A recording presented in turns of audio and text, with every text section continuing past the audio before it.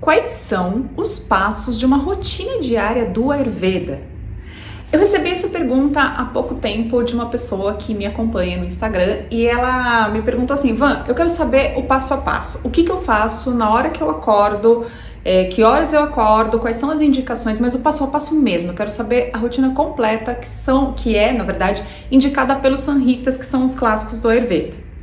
Então eu resolvi trazer o tema para o podcast. Por quê? Porque esse é um tema muito legal. Eu vou te contar hoje o passo a passo exato que você faz para realizar uma rotina completa do Ayurveda segundo os Samhitas, que são os clássicos. E eu também vou te contar quem é que pode fazer esse passo a passo assim, completinho, de cabo a rabo, e quem não pode, por quê?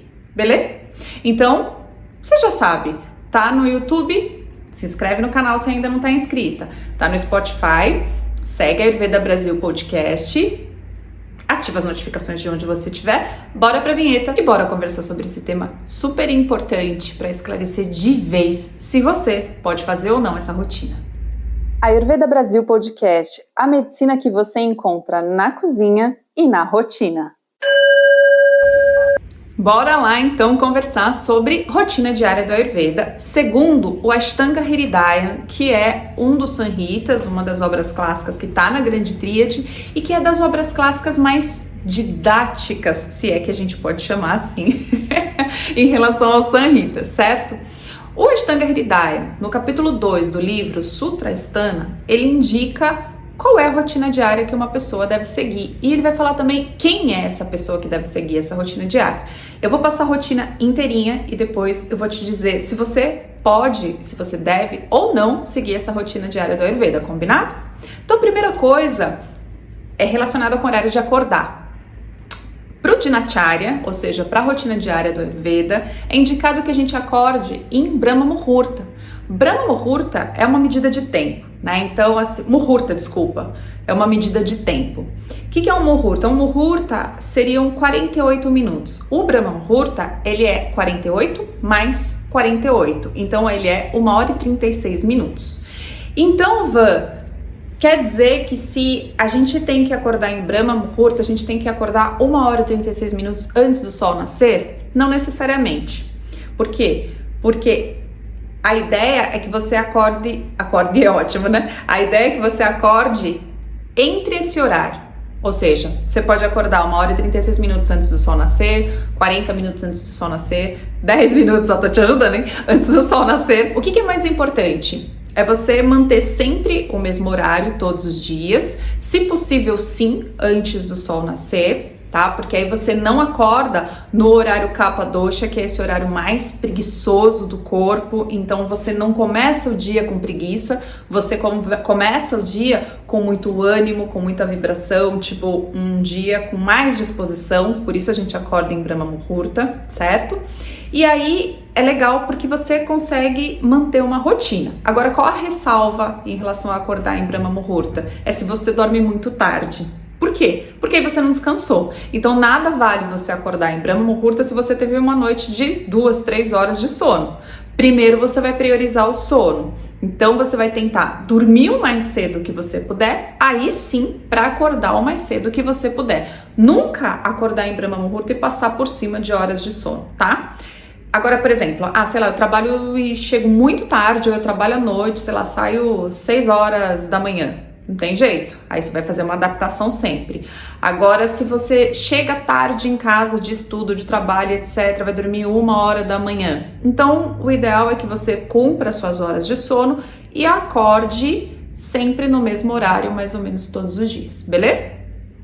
É importante fazer essas ressalvas porque a nossa vida é muito complexa, por isso que quando a gente vai pensar em rotina diária, a gente pode falar a clássica, mas a gente não necessariamente vai seguir essa clássica porque tem que fazer adaptações. É melhor a pessoa fazer algo por si mesma do que não seguir nada porque não está enquadrado na rotina clássica do Ayurveda, tá bom? Bom, depois disso, o que vem? Aí acordei então em Brahma Muhurta, escolhi lá, vamos supor, aqui o sol nasce 6h30 da manhã, né? Então eu acordo todos os dias 5h30, ou eu acordo todos os dias às 6 horas. Acordo, vou ao banheiro, faço as minhas necessidades. No Ayurveda a gente sempre vai tentar organizar o corpo para fazer tanto xixi quanto fezes na parte da manhã. Quem faz assim que acorda melhor ainda, se não até umas 10 horas mais ou menos tá bem. Olho pro meu xixi, olho pro meu cocô, vejo se tá bem, se tem boa formação, se não tá tão fedido, ou seja, tudo aquilo que eu sempre converso com vocês sobre o xixi e cocô, é importante olhar para isso.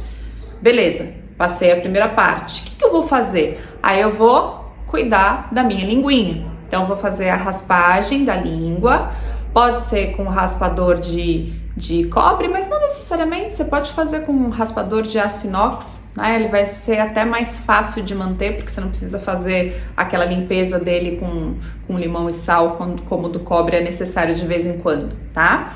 Então, faço a raspagem de língua, sempre de trás para frente, muito cuidado com essa raspagem para não fazer forte e machucar a língua.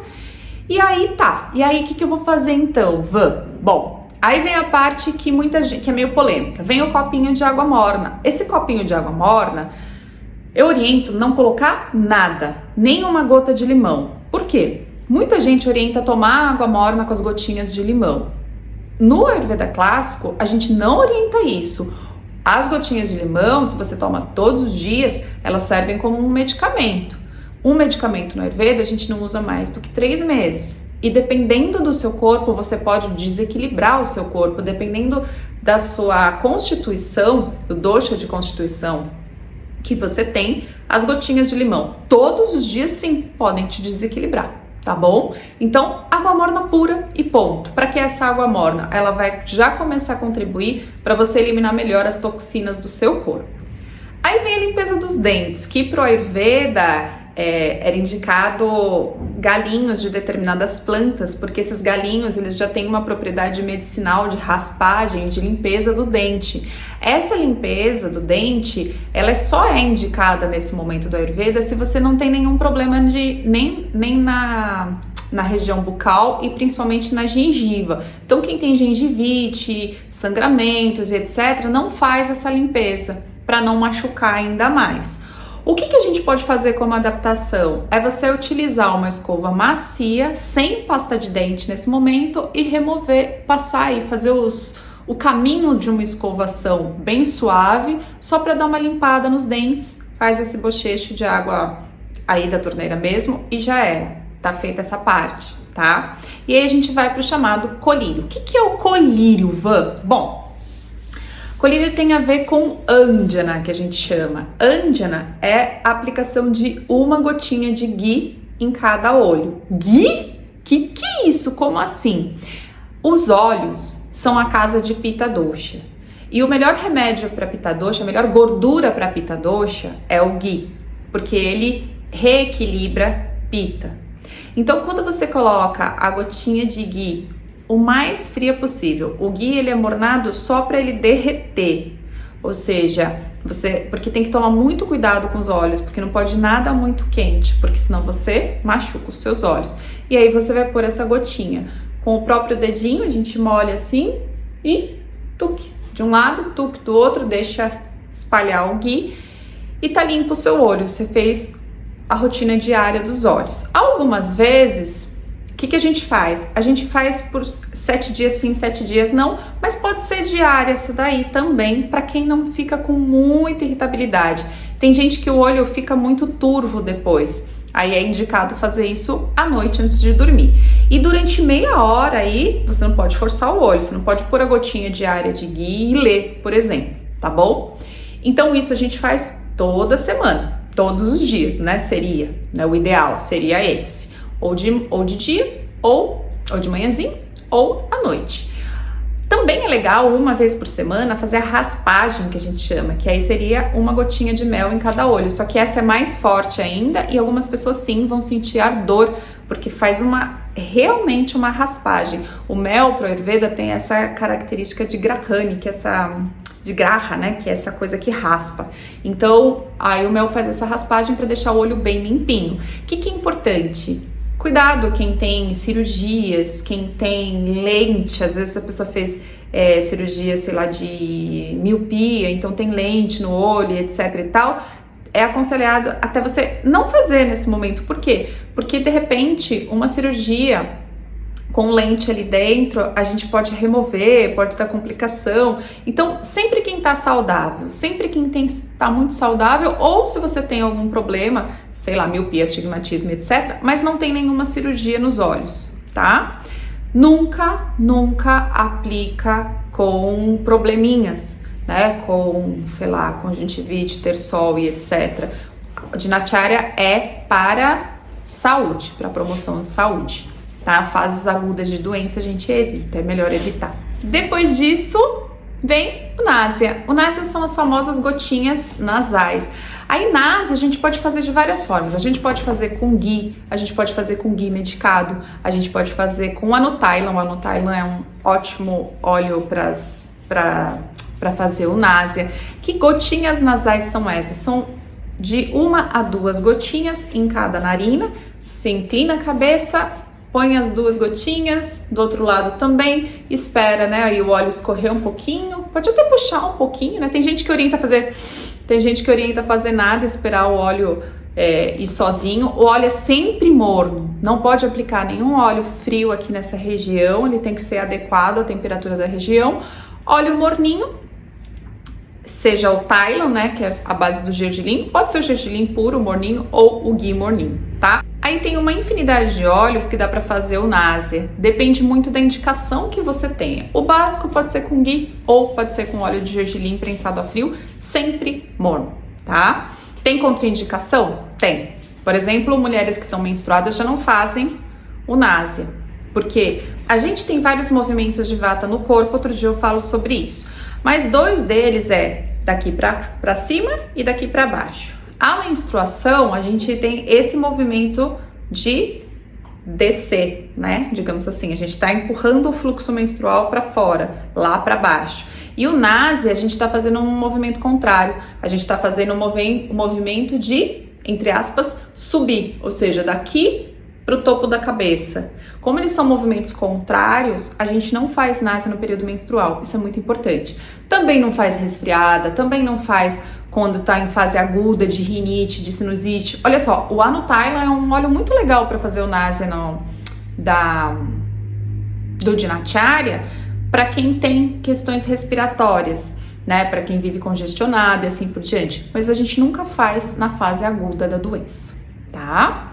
Aí depois disso vem a cavala ou a ganducha. Cavala é o bochecho do óleo de gergelim na boca, então tá. E o ganducha é quando você enche a boca com óleo de gergelim, enche completamente, não bochecha, mas você sustenta esse óleo por mais ou menos 10 minutos ou até você começar a lacrimejar os olhos.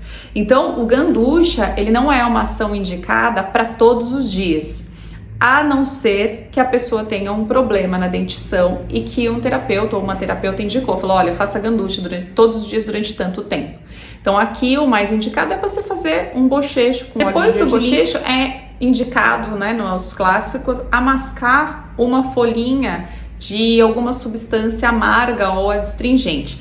Na Índia, eles indicam, aí os clássicos é muito literal nisso, ele indica a mascar folha de uma planta lá que se chama bétele, então, que é para remover o capa doxa da boca, que é o que a gente tem que remover da nossa boquinha, né? Então, aqui a gente pode mascar, de repente, algo bem amargo, quem tem acesso, folha de nim, é super amargo, ou alguma outra planta medicinal que também contribua, não tem problema nenhum. Aí vem, então, a famosa bianga, que é a aplicação do óleo no corpo, do topo da cabeça até a ponta do pé. Essa aplicação de óleo é sempre com óleo de gergelim morno. Ah, Van, mas tal pessoa falou que eu podia aplicar óleo de coco no corpo, na bianga do cotidiano, da rotina diária, justamente porque eu tenho constituição mais pitta dosha. Os clássicos não indicam o óleo de coco. O óleo de coco, ele é pesado, é verdade, ele tem potência fria, mas ele é pesado, ele é muito mais difícil de digerir do que o de gergelim. Então, é importante que você esteja em equilíbrio. Se você está em equilíbrio, mesmo você tendo a constituição mais pitta dosha, o óleo de gergelim não vai te fazer mal na rotina diária, ele vai fazer muito bem, tá? Aí aqui entra outras coisas, né? Aqui você pode fazer com óleo medicado, aqui você pode fazer, não precisa fazer o corpo inteiro, aqui você pode fazer todos os dias cabeça, ouvido e pés, se você tem já uma constituição muito pita, por exemplo. Se você tá num lugar muito quente, você não faz nos dias muito quentes, nem dia muito frio. Então, ou seja, tudo isso é importante você levar em consideração. E ninguém que tem desequilíbrio kapha dosha vai fazer a Abhyanga. O que é desequilíbrio kapha dosha? Tô acima do peso. Você não faz a Abhyanga todo dia na sua rotina diária. Tô ganhando peso facilmente, ou tenho retenção de líquido, ou tô com colesterol muito alto. Tudo isso tá dizendo assim, ó, tem desequilíbrio kapha dosha. Tô triste, né? Tem um desequilíbrio de kapha e do dosha da mente, tamas. Tudo relacionado a kapha dosha. Então assim, tô triste, tô com muita apatia. Você não vai colocar óleo em alguém que tá assim. Então cuidado com o Abhyanga diário, porque ele tem várias ressalvas. Quem pode fazer? Quem tá com saúde, tá? Tô com a saúde reequilibrada. Tô com a saúde equilibrada, melhor dizendo, posso fazer. Não tenho nenhum problema digestivo, digiro muito bem. Não tenho nada. Perfeito, vai manter a sua saúde. Você pode prejudicar a sua saúde, porque o óleo, ele sempre vai ser mais pesado, beleza? Aí nos clássicos, depois do Abhyanga, eles indicam o Vyayama, que é o exercício físico, o movimento, aquele que gera calor, que é o que a gente chama de Suedana. Gerar calor no corpo para eliminar, então, as toxinas. Isso no clássico. Na vida real, o que a gente costuma fazer? A gente costuma inverter, falar para a pessoa, faz o movimento, faz o exercício físico, depois faz a Abhyanga. Por quê? Por motivos óbvios, né? A pessoa pode escorregar, com o corpo cheio de óleo, vai fazer exercício físico, ela pode escorregar, pode cair, se ela faz uma academia, sei lá, do prédio, impossível ela ir para a academia do prédio com o corpo cheio de óleo. Então, o que a gente faz é orientar, inverter essa ordem, tá? E aí a gente não tem grandes prejuízos, pode ficar tranquila, aliás, não tem prejuízo por isso, porque você vai estar aquecendo o seu corpo, suando e depois aplicando o óleo. Então, tudo bem com isso, tá bem? E o Suedana, ele é muito importante. Repara que a gente tá fazendo o quê? A gente tá fazendo exatamente o que se faz nas terapias, em algumas terapias do Ayurveda, só que com uma dose menor, que é justamente para manter a saúde. Então, você tá mandando óleo para amolecer, entre aspas, toxinas, para nutrir o corpo, e ao mesmo tempo você manda calor para essas toxinas serem eliminadas rapidamente, tá? A lógica é um pouco essa. Depois vem a massagem, o Udvartana, né? O Udvartana é uma massagem com pós. Não necessariamente hoje em dia as pessoas fazem essa parte do Dinacharya.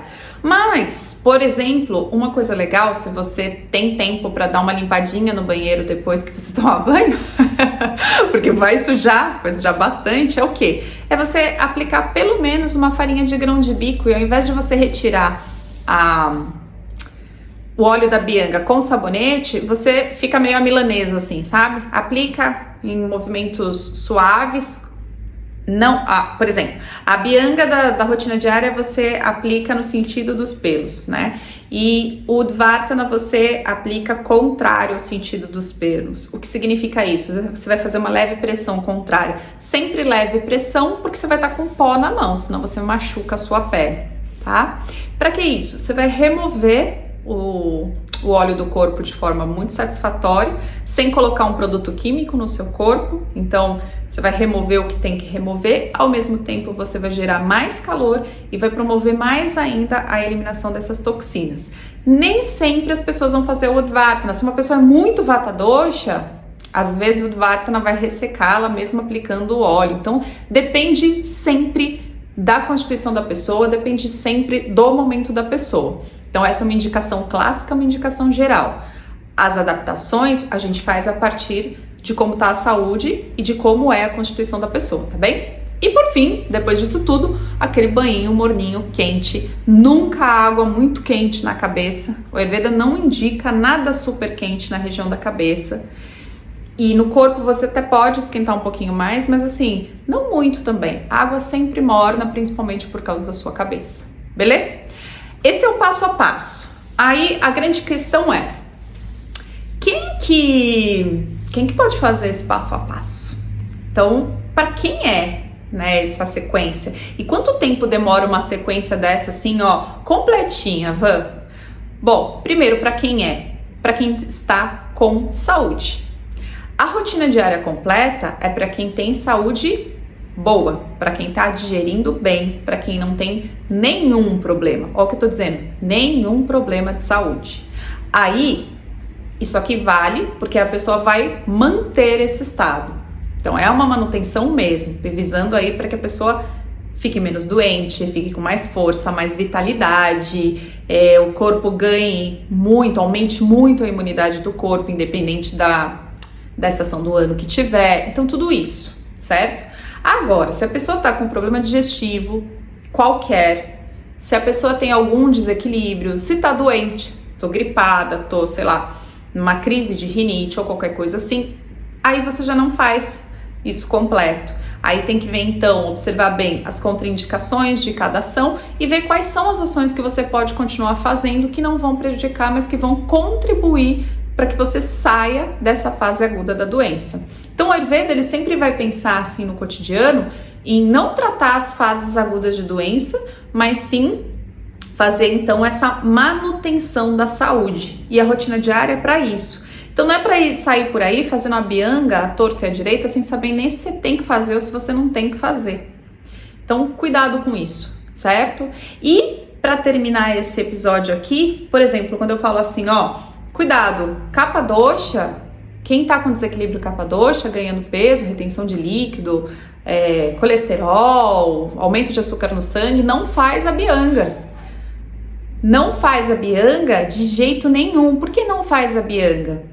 Porque tá aumentando o peso, tá mandando mais kapha dosha, tá mandando mais óleo pro corpo, certo? Ah, vale fazer o Udvartana? Pode ser, se você cuidado com a pele, se não ressecar muito. Ou seja, essas particularidades é importante você passar com uma profissional do Ayurveda, tá? E se você tem desequilíbrio kapha dosha, vou aproveitar aqui e fazer um merchan. Entra aqui embaixo na descrição desse vídeo que eu deixei aí o link do programa de emagrecimento natural Leveza em Fluxo, tá? Maravilhoso! Entra, conhece o programa, se inscreve, você não vai se arrepender, combinado? Esse foi o Ayurveda Brasil Podcast, que vai ao ar terça e quinta, 19 horas. Eu sou a Van Gravino, profissional do Ayurveda e do Yoga. Namastê!